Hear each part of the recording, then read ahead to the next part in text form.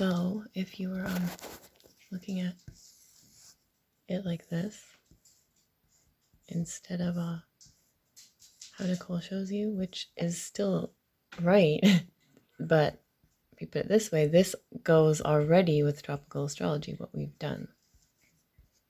Now, just pretend that this is just me using like an equal house system instead of, so I'm assuming that somebody lives on the equator.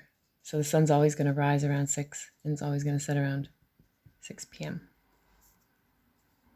if you live on the equator. So equator people, it seems so weird, and they are very weirded out, right, by us that who live way up here, because we have all these clear seasons where the sun dies on the cross.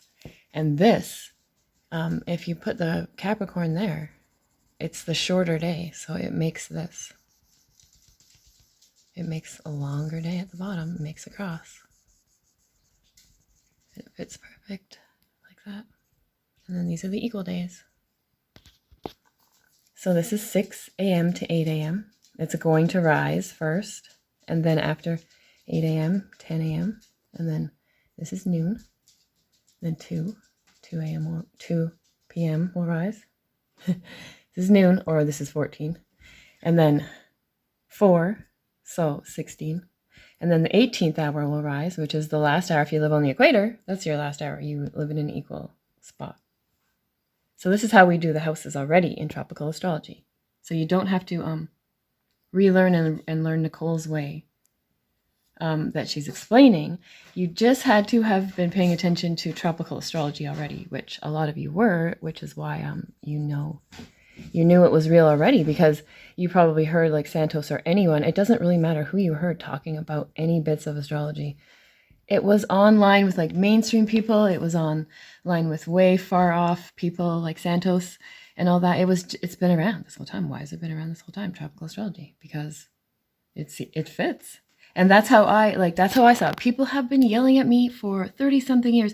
You're doing it wrong. Actually, probably not 30, but like for 20, since I didn't really know or care that there was even different systems. I only read one book, and then I thought, holy shit, this is real. The reason I thought that is because I had already a huge database in my Pisces Mercury of all these people's birthdays that I remembered, and I could piece it together perfectly. I was like, oh yeah, that's why Pisces and Sag are like that together, and blah, blah, blah. Just everything fit, right? So from my bottom view, down here with the people on the longest day, where this rules, when you can be out and about in the north, in the tropic of Capricorn, when the sun is on the Tropic of Cancer, you can be out in the north when it's warm, when the days are long like this, and you can talk to people. You can come out of your house and you can come out of your 4th house here, Cancer, and go to the 3rd house, to your neighbors. This is neighbors, friends, siblings, 3rd house.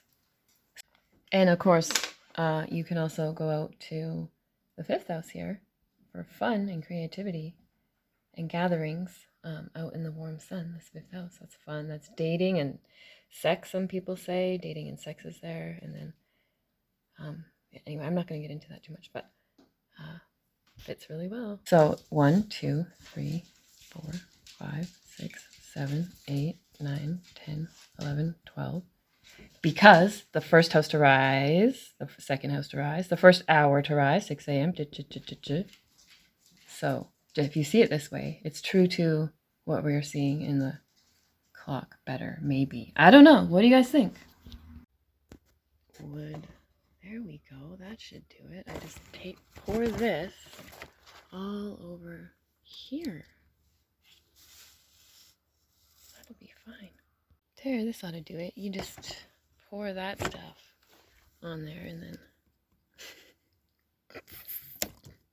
There, this should do it. I just pour this stuff all